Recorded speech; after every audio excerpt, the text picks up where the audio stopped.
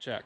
What up, guys? Odie Buckshees here. If you missed my first couple episodes of the Vette build, go check them out because I go over how to install an angle kit, coilovers, corner balance this thing, align it.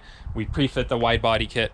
But on this episode, I'm gonna finish wrapping this thing up. We're gonna install some race seats, race steering wheel. We're gonna attack the coolant system, install oil cooler, and we're gonna test this thing out. We're gonna hit the canyon, see how it does. These are Planted Technology seat bases. These are specifically built for the C6 Vette. I like these because they allow you to mount the seat super low and they are really sturdy. The C5 and C6 Vettes don't have a lot of interior space, so picking a small enough seat is crucial. Many of the aftermarket seats are flat out way too big to fit.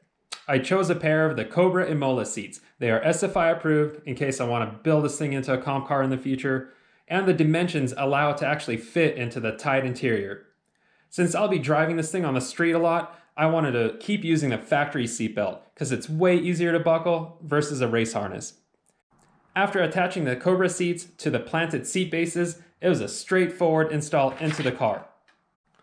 I installed the passenger seat basically as far back as possible.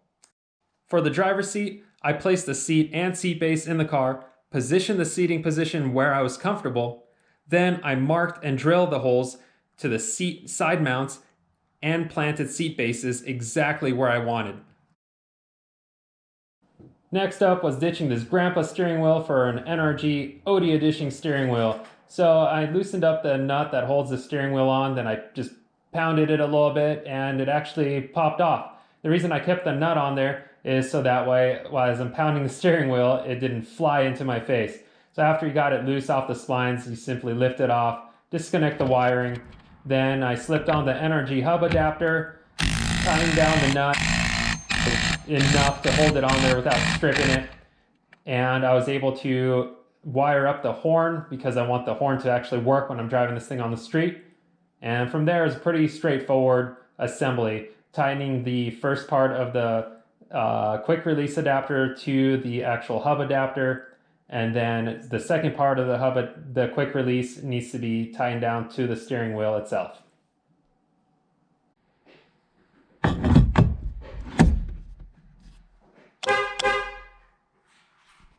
So my dad was nice enough to come down and help us out with these body panels. All these got removed from the Vette.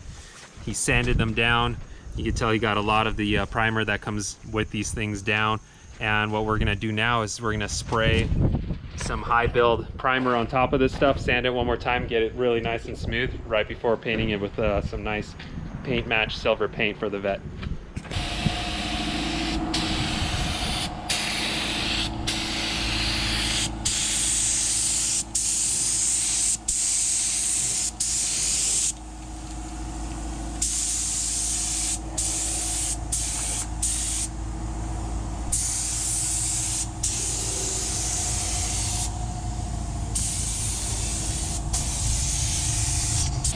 So it got primer, they got sanded, and now it's getting finally painted.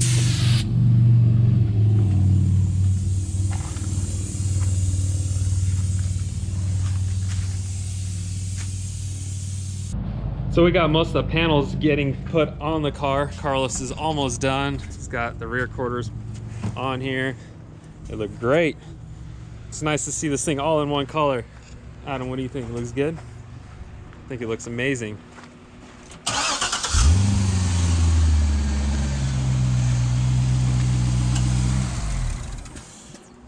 After installing the body panels, we went ahead and ditched the factory thermostat that's like around 186 degrees for a Mr. Gasket brand 160-degree thermostat. The Mr. Gasket brand could be found on Holley.com. It makes the car run a whole lot cooler. Actually, it's 160 degrees that it starts to open up at.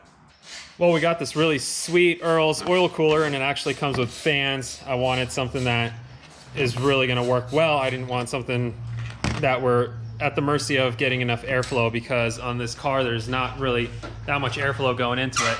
The little bit of opening that we have here and some ducting here, it really needs that, I feel like, for the radiator in order for this thing to work well. So not exactly sure where I'm going to put this oil cooler, but Carlos and I have a pretty neat idea, and we're thinking maybe we can utilize these vented front fenders that have these huge openings here. There's quite a bit of real estate underneath that fender, and we're kind of exploring that right now. So we're thinking we're going to remove that windshield wiper reservoir right there that Carlos is pulling out, and see if we can get this thing to live in there. I think we could get air going in there, and we could definitely get the air to come out because of these freaking gills right here. So we'll see how it mocks up. So the filler neck for that reservoir is right about here. This thing had to be moved out of the way. It could go back to its home now. Tons of space here. It looks like you're holding a baby elephant, but it is full. That thing's pretty heavy. So honestly, it's some weight reduction and repurposing this area for the oil cooler. Carlos also went ahead and removed the adapter that was there from the factory to run to the oil cooler. So this thing used to have an oil cooler, but it's really inefficient, and so we have to ditch that, and we're gonna run that Earl's oil cooler with 2 fans built into it, because with drifting, you're not always just hauling and getting a ton of airflow through the oil cooler. So the 2 fans, I think, are gonna be a game changer. Here's the Earl's adapter that allows us to connect the oil cooler of our choice. So this adapter literally just bolts in. It's really simple. It bolts in right to the oil filter housing. There's a provision for it right there. And we're gonna go ahead and run the lines to the oil cooler. So let's get that thing in there. Let's start attaching lines. So after trying a few different spots over here for the oil cooler, I concluded that it's gonna be best right about there. And it's gonna suck cold air through the inner fender well. We're gonna clearance some spots, and it's gonna exhaust all the hot air right out of the openings that are in the fender. We got these lines installed, and we don't wanna unbolt them because it's kind of hard to get to the AN line. You gotta take the whole adapter off. So before we bolt the oil cooler in, I wanted to show you really quickly how we're attaching this oil cooler. So these are brackets that I made real quick, and they're very simple. It's just tubing that's welded to a really nice thick washer. And these bolt directly into the place of where the windshield wiper tank used to be bolted into. And then these ends bolt to the actual oil cooler. So I just wanted to let you guys see what this looks like before it's in the car. And we're gonna go ahead and install it, and you'll see what it looks like when it's bolted in. That's all there. We tried a few different routing options. We found one that we really like. So instead of taking those lines out to attach these hose ends after trimming the line to where we want it, we're just literally letting the lines kind of slack hang down, and we're just assembling it on this Boxo rolling toolbox. These are Earl's vise adapters that are nice and soft so they don't scratch up our Earl's hose ends. So after that's done, we're gonna attach it to the oil cooler and make sure everything's good, it's not leaking, and we'll be ready to roll. This is what the brackets look like after the oil cooler is installed. It picks up on the same threaded holes as the windshield wiper tank, so it's kind of a bolt-on solution. I did cheat a little bit. I actually welded this side on just because it was kind of getting late. I was actually running out of material. Instead of running the tube to a threaded bung, I figured this is gonna be the shortest and quickest solution. But someone should make this, because this is a bolt-on deal. It utilizes this awesome Earl's oil cooler. This is a really big unit that is kind of too big to fit in the front of the car. I think this is a great spot for it because the fenders are already vented, and we're actually gonna vent the front of the fender here to ingest cold air into this. And I think this is just a great solution. So whoever's watching and wants to make some cool parts for a Corvette, please make a bolt-on solution like this for the oil cooler. It's nice and sturdy. So we added 1 quart of oil because this thing's gonna take at least 1 extra quart of oil. We're gonna fire it up.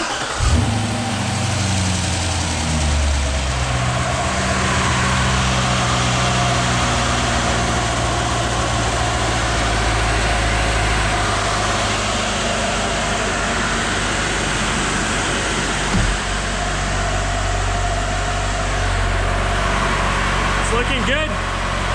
No leaks. Woo! Let's put the fender on. Oh yeah, they're sucking.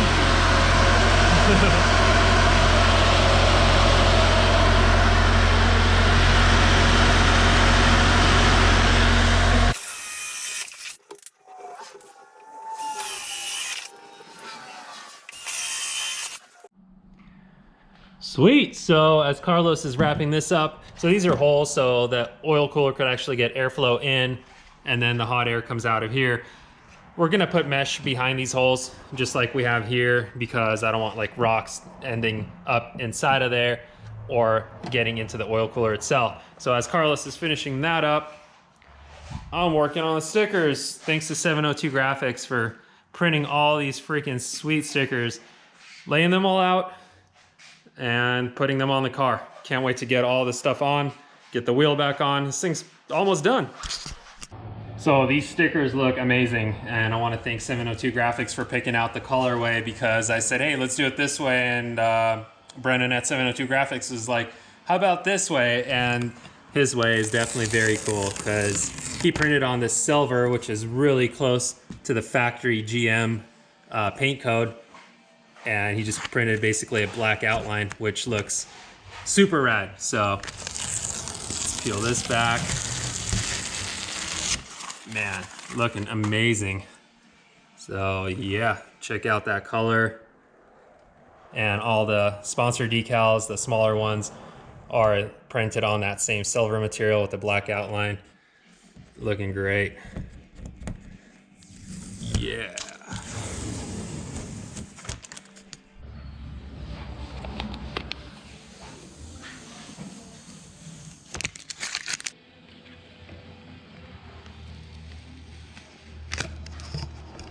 That's so satisfying. I could do this over and over.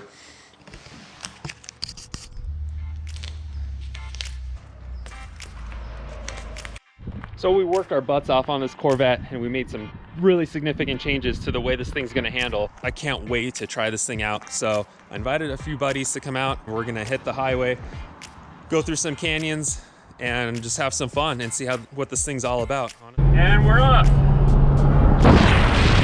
Woo.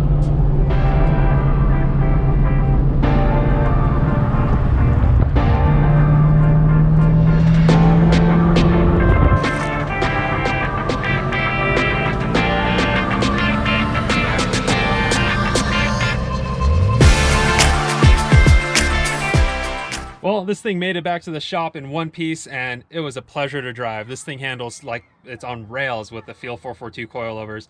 I made a few stops actually while I was driving the Canyon on the way back. I fine-tuned the coilovers and I'm digging it. This thing's just a pleasure to drive. I'm beginning to think that the hype about these Vettes is real. There's a few little things I want to change. Like for instance, I installed a thermostat that's 160 degrees. Well, the ECU is still not turning on the fans until this thing gets to well in the 220s. That's just GM's way of tuning these things. So on the next episode, I'm gonna show you how to get inside the ECU. We're probably gonna use HP tuners. We're gonna fine tune the fans. We're gonna make them turn on a lot sooner to take advantage of the colder thermostat. Honestly, the oil temps stayed really nice and cool. I think that oil cooler is plenty to keep the oil temps nice and cool. We're gonna look over this thing one more time, and I cannot wait on the next episode to take you guys with me to the track so we could burn some tires in this thing, have some fun drifting.